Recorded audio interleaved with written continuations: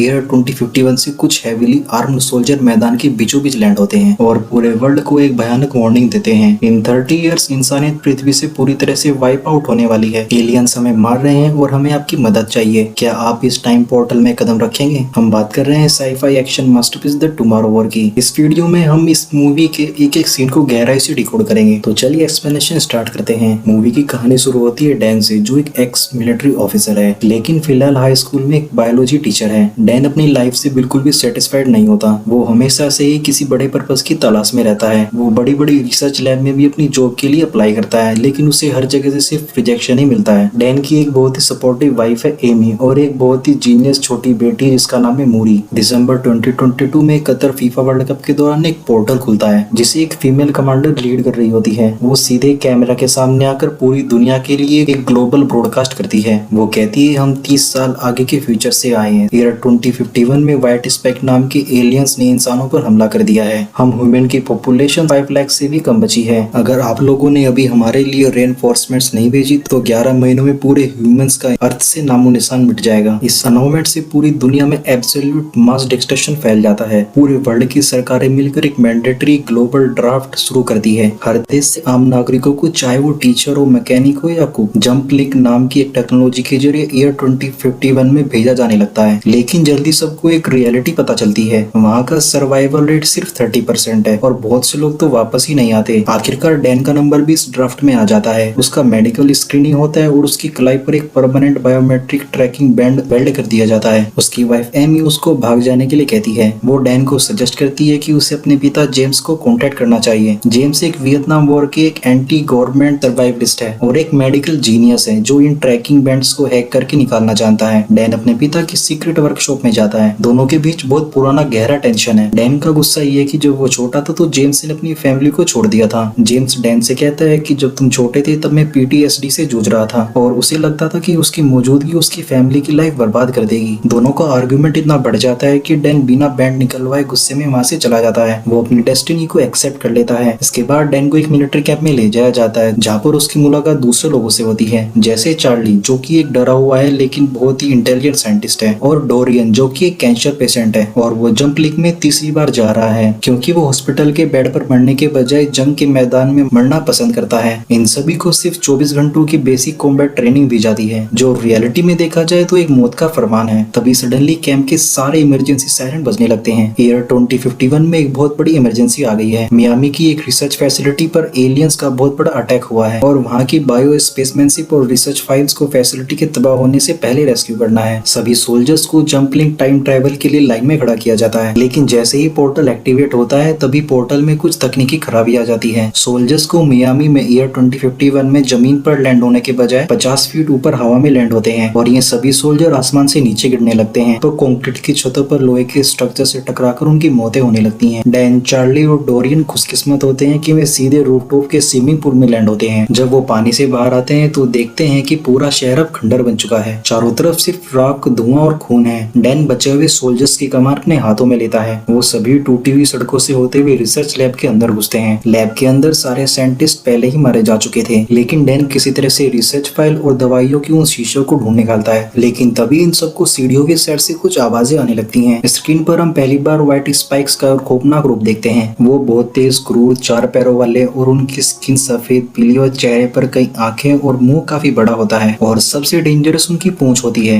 जिनसे वो हड्डियों जैसे नुकीले कांटे बहुत दूर तक फायर कर सकते हैं, बिल्कुल एक ऑर्गेनिक मशीन गन की तरह। और नॉर्मल गोलियां उनकी मोटी स्किन को छू भी नहीं पाती। लैब के अंदर बहुत ही केओटिक और डरावनी फाइट शुरू हो जाती है। व्हाइट स्पाइक्स सभी सोल्जर को गाजर मूली की तरह काटने लगते हैं। डैन अपने मिलिट्री एक्सपीरियंस का यूज करता है। वो अपनी टीम को उनकी आंख और पेटों पर निशाना लगाने के लिए कहता है जो कि व्हाइट स्पाइक्स का सॉफ्ट स्पॉट है और डोरियन एक व्हाइट स्पाइक्स को मार भी देता है। बचे हुए सोल्जर्स किसी तरह से बिल्डिंग के बाहर भागते हैं और एक गाड़ी को हाईजैक करते हैं। जैसे ही वो उस गाड़ी को भगाने लगते हैं व्हाइट स्पाइक्स उनका पीछा करने लगते हैं। सिचुएशन पूरी तरह होपलेस हो जाती है लेकिन तभी एन मौके पर फाइटर जेट आकर पूरे एरिया पर कारपेट बॉम्बिंग कर देते हैं। बम के धमाके से उनकी गाड़ी पलट जाती है और डैन बेहोश हो जाता है। जब डैन की आंख खुलती है तो वो समंदर के बीचों बीच बने एक बहुत ही सुरक्षित हेवीली फोर्टिफाइड ओशियन रिंग पर होता है जिसे the deep ocean research station कहा जाता है। यहाँ उसे फ्यूचर की फोर्सेस के सुप्रीम कमांडर से मिलवाया जाता है जिनका नाम कर्नल मूरी फोस्टर था। डैन ये देखकर पूरी तरह से शॉक्ड रह जाता है। ये शख्स स्पाइक्स और जीनियस मिलिट्री कमांडर कोई और नहीं बल्कि उसकी अपनी खुद की बेटी मूरी है, जो कि अब बड़ी हो चुकी है। वो बताती है कि फ्यूचर की इस जंग और अपने करियर स्ट्रेस के चलते पास्ट में डैन डिप्रेशन में चला गया था और उसने अपनी फैमिली को छोड़ दिया था। इसके बाद एक कार एक्सीडेंट में उसकी मौत हो गई थी जब मूरी सिर्फ एक टीनेजर थी। मूरी एडमिट करती है कि उसने अपने पिता को इस मिशन के लिए सिर्फ उनके मिलिट्री रिकॉर्ड की वजह से नहीं बल्कि इसलिए चुना क्योंकि वो उन्हें अपनी मौत से पहले आखिरी बार दिखना चाहती थी। मूरी इस जंग को जीतने के लिए अपनी फाइनल स्ट्रेटेजी बताती है। वो कहती है कि मेल व्हाइट स्पाइक्स की तादाद बहुत ज्यादा है, लेकिन असली प्रॉब्लम्स उनकी फीमेल व्हाइट स्पाइक है जो बहुत बड़ी है और हाईली इंटेलिजेंट है और अभी के सारे केमिकल हथियारों से पूरी तरह से इम्यून है। मूरी एक ऐसा सिंथेटिक जहर बना रही है जो कि फीमेल रिप्रोडक्टिव सिस्टम को तबाह कर सके, लेकिन फॉर्मूले को परफेक्ट करने के लिए उसको एक जिंदा फीमेल का ब्लड चाहिए। डैन, मूरी और उनके एलियट सोल्जर की टीम एक बहुत बड़ी अंडरग्राउंड गुफा में जाते हैं जहाँ पर एक फीमेल व्हाइट स्पाइक छिपी होती है। यहाँ एक बहुत ही हाई स्टेटस टैक्टिकल ऑपरेशन शुरू किया जाता है। फीमेल को काबू करने के लिए हैवी ड्यूटी स्टील के जालों, गन्स और ब्लास्ट का यूज किया जाता है। वो फीमेल व्हाइट स्पाइक पूरे फोर्स के साथ पलटवार करती है और हेल्प के लिए एक अजीब सी चीख निकालती है। उसकी आवाज सुनकर सैकड़ों मेल स्पाइक एक सुनामी की तरह गुफा की ओर आने लगते हैं। काफी फाइट करने के बाद कई सोल्जर्स की शहादत के बाद डैन और मूरी किसी तरह से बेहोश फीमेल को एक ट्रांसपोर्ट चॉपर में लोड करने में कामयाब हो जाते हैं और वापस ओशियन रिंग पर ले आते हैं। रिसर्च लैब में मूरी उस फीमेल के ब्लड मैट्रिक्स का इस्तेमाल करके फाइनल जहर तैयार करने के लिए दिन रात एक कर देती है। तभी सडनली बाहर पूरा समंदर काला पड़ जाता है। हजारों मेल व्हाइट स्पाइक समंदर में तैरते हुए रिक की तरफ बढ़ रहे हैं। वे अपनी क्वीन को छुड़ाने के लिए एक सुसाइड अटैक प्लान करते हैं। बेस की डिफेंस लाइन पूरी तरह से तबाह हो जाती है। व्हाइट स्पाइक्स दीवारों को तोड़कर कॉरिडोर के अंदर घुस जाते हैं। लैब के अंदर फीमेल भी अपनी जंजीरों को तोड़कर आजाद हो जाती है और वो बहुत गुस्से में है। फीमेल के अटैक में मूरी भी पूरी तरह से घायल हो जाती है। उधर रिक की पावर ग्रिड फेल हो रही है और जंपलिंग पोर्टल बंद होने वाला है। मूरी को समझ आ जाता है कि फ्यूचर टाइमलाइन अब नहीं बच सकती, लेकिन पास्ट में जाकर इस तबाही को हमेशा के लिए रोका जा सकता है। वो फाइनल टॉक्सिन की शीशी डैन के हाथों में थमाती है और उसे एक्टिवेशन जोन की तरफ धकेलती है। जैसे ही फीमेल उन पर हमला करने वाली होती है, मूरी डैन का ध्यान भटकाने के लिए खुद को जलते हुए समंदर में गिरा देती है। डैन दर्द से चीखता रह जाता है और जंपलिंग पोर्टल उसे वापस खींचकर साल 2022 में ले आता है। अब डैन वापस तो आ जाता है, लेकिन वो अंदर से पूरी तरह से टूट चुका है। उसके दिल में अपनी बेटी के फ्यूचर को बचाने के लिए बहुत बड़ा गुस्सा है। वो सरकार को वो टॉक्सिन सौंपता है, लेकिन तभी एक बहुत बड़ा पॉलिटिकल क्राइसिस हो जाता है। जंपलिंग पोर्टल हमेशा के लिए बंद हो जाता है। अब फ्यूचर से कोई कनेक्शन नहीं बचा है और दुनिया की सरकार ये फैसला लेती है कि वे अब 30 साल तक हाथ पर हाथ धरे बैठेंगी और एलियंस के आने का इंतजार करेंगी। लेकिन डैन चुप बैठने वालों में से नहीं था। वो जानता था कि इंतजार करने का मतलब है मूरी की दोबारा मौत। वो चार्ली और डोरियन के साथ मिलकर ये पता लगाने की कोशिश करता है कि एलियंस असल में आए कहां से थे। चार्ली मियामी से लाए गए सैंपल्स को स्टडी करता है और नोटिस करता है कि उनकी स्किन पर एक खास ज्वालामुखी की राख है जो सिर्फ रूस के एक खास ग्लेशियर में पाई जाती है। और यहाँ पर एक माइंड बेंडिंग ट्विस्ट सामने आता है। व्हाइट स्पाइक्स ईयर 2051 में किसी स्पेसशिप से आसमान से नहीं गिरे थे, बल्कि वो हजारों सालों से पृथ्वी पर ही मौजूद थे। वो कई सौ साल पहले क्रैश के दौरान रूस के एक बर्फ के नीचे जम गए थे। ईयर 2051 में ग्लोबल वार्मिंग और बर्फ पिघलने के कारण वे आजाद हो गए थे। यहाँ पर पॉलिटिकल टेंशन की वजह से सरकारें रूस में किसी भी मिलिट्री मिशन के लिए मना कर देती है। इसलिए डैन खुद एक्शन लेने का फैसला करता है। वो अपने पिता जेम्स, चार्ली, डोरियन और कुछ पुराने बचे हुए सोल्जर की एक छोटी सी टीम बनाता है। वो सब बिना किसी परमिशन के रूस के उस बर्फीले और बेहद ठंडे इलाके में निकल जाते हैं। डैन इस बर्फ में उस एलियन स्पेसशिप को ढूंढ निकालता है। वो बर्फ को ब्लास्ट करके स्पेसशिप के अंदर घुसते हैं। वहाँ उन्हें उस शिप के असली पायलट के कंकाल मिलते हैं, जो कि किसी दूसरी इंटेलिजेंट एलियन स्पीसीज के थे। व्हाइट स्पाइक्स उस शिप के पायलट नहीं थे, बल्कि उन्हें कार्गो होल्ड में एक बायोलॉजिकल वेपन्स की तरह ले जाया जा रहा था ताकि वे किसी भी प्लेनेट को साफ कर सकें। पायलट ने अपना कंट्रोल खो दिया और शिप क्रैश हो गया और बर्फ ने इन सभी बायोलॉजिकल वेपन्स को फ्रीज कर दिया। टीम को वहाँ कतार में बने हुए पॉड्स मिलते हैं जिनमें व्हाइट स्पाइक्स सो रहे थे। डैन एक एक करके उन पॉड्स में वो फ्यूचर टॉक्सिन इंजेक्ट करना शुरू कर देता है। टॉक्सिन अपना काम परफेक्ट तरीके से करता है और क्रीचर्स अंदर ही अंदर पिघल कर मर जाते हैं। लेकिन तभी एक व्हाइट स्पाइक समय से पहले ही जाग जाता है और बहुत तेज चीख मारता है, जिससे पूरी कॉलोनी जाग जाती है। शिप के अंदर एक बहुत ही भयानक जंग शुरू हो जाती है। जब डोरियन देखता है कि हम चारों तरफ से घिर चुके हैं, तो वो खुद को शिप के अंदर ही रोकने का फैसला करता है। वो डैन को वहाँ से भागने के लिए कहता है और एक बहुत बड़ा ब्लास्ट कर देता है, जिससे वो खुद भी मर जाता है और 99% एलियंस को भी वहीं खाक कर देता है। लेकिन उस शिप की सबसे खतरनाक फीमेल क्वीन उस ब्लास्ट से बच निकलती है और बर्फीले पहाड़ों की तरफ भाग जाती है। अगर वो वहाँ से बच निकली तो वो दोबारा ब्रीडिंग शुरू कर देगी और तबाही 30 साल पहले यानी आज से ही शुरू हो जाएगी। डैन और जेम्स उस क्वीन का पीछा करते हैं, एक बहुत ही खतरनाक जंग लड़ते हैं। जेम्स अपनी सर्वाइवल स्किल का इस्तेमाल करके क्वीन का ध्यान भटकाता है, जबकि डैन उससे सीधे भिड़ जाता है। एक आखिरी डू एंड डाई मूवमेंट में डैन किसी तरह उस क्वीन के सिर पर चढ़ जाता है, उसके गर्दन पर चाकू से वार करता है और उस फाइनल टॉक्सिन की पूरी बोतल उसके मुंह के अंदर डाल देता है। वो टॉक्सिन उस फीमेल क्वीन के अंगों को अंदर से गला देता है। वो एक आखिरी भयानक चीख मारती है, क्लिफ यानी चट्टान से नीचे गिरकर हमेशा के लिए मर जाती है। डैन ने टाइमलाइन को पूरी तरह से बदल दिया। एलियन इन्वेजन शुरू होने से पहले ही खत्म हो चुका है। घर वापस आकर डैन अपने पिता जेम को अपनी बेटी से मिलवाता है और उनका बिखरा हुआ परिवार फिर से एक हो जाता है। और इसी के साथ ये मूवी यहीं पर एंड हो जाती है। गाइस, अगर आपको एक्सप्लेनेशन पसंद आया तो वीडियो को लाइक कर दीजिएगा। मिलते हैं आपसे नेक्स्ट वीडियो में।